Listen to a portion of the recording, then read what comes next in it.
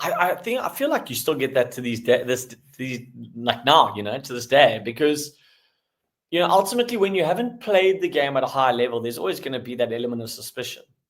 But there was a famous soccer coach who coached Inter Milan called Arrigo Sacchi, and he said you don't have to have been a horse to be a jockey.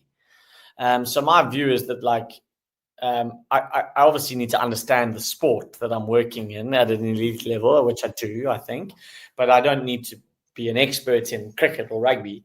I don't believe. In fact, I think sometimes it helps that you're not, because you're able to ask the questions that people aren't asking or bring a different point of view, which I think can shake up the more established thinking, which can sometimes be quite useful.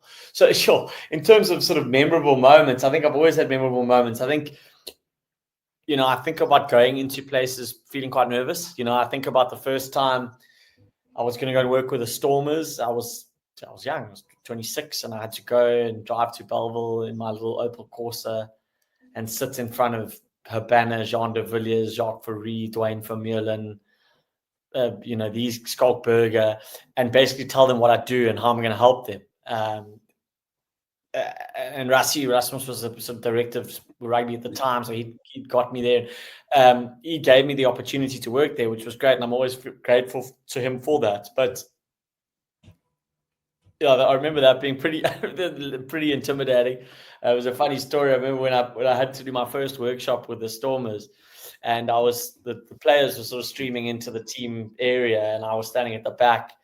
And I remember Jean de Villiers.